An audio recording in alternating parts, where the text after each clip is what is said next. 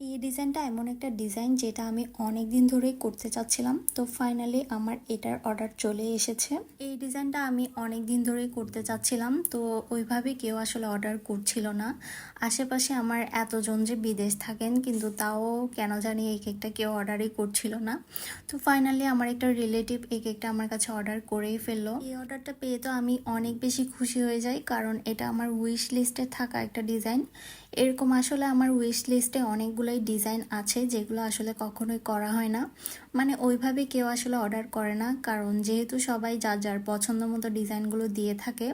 তো আমি যে ডিজাইনগুলো চুজ করে রাখি আসলে ওগুলো ওইভাবে অর্ডার আসে না। এই টাইপের ডিজাইনের কেকগুলোর অর্ডার আসলে খুব কমই আসে, কারণ দেখা যায় বেশিরভাগ সবাই বার্থডের জন্য বা অ্যানিভার্সারির জন্যই কেক নিয়ে থাকে। যাদের আপন মানুষরা দেশের বাইরে থাকে তাদেরকে ওয়েলকাম এবং গুড বাই জানানোর জন্য এই ডিজাইনটা কিন্তু একদমই পারফেক্ট একটা ডিজাইন। যারা স্টাডির জন্য বা জবের জন্য দেশের বাইরে চলে যায় তাদেরকে গুড বাই দেওয়ার জন্য কিন্তু এই টাইপের একটা কেক নেওয়া যেতে পারে। আবার যাদের আপন মানুষরা অনেক বছর পর দেশে আসছেন তাদেরকে ওয়েলকাম জানানোর জন্য কিন্তু এরকম একটা কেক নিতেই পারেন। এই কেকটা অর্ডার করেছিল আমার একজন রিলেটিভ, ও শুধু আমাকে একটা রেফারেন্স পিকচার দিয়েছিল মানে এই থিমের।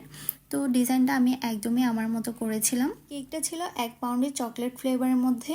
এখানে পতাকা আর প্লেনগুলো ছিল স্টিকারের, আর বাকি যে মেকগুলো আমি ইউজ করছিলাম ওইগুলো আমি ফন্ডেন্ট দিয়ে মেক করে নিয়েছিলাম। কেকের মধ্যে আমরা সবসময় 2 রকম জিনিস ইউজ করে থাকি, একটা হচ্ছে এডিবল আর একটা হচ্ছে নন এডিবল। এডিবল যত কিছুই আছে ওগুলো সব কিছুই কিন্তু খাওয়া যাবে, যেমন এখানে আমি ফন্ডেন্টের যে মেকগুলো ইউজ করছি ওগুলো কিন্তু সব খাওয়া যাবে।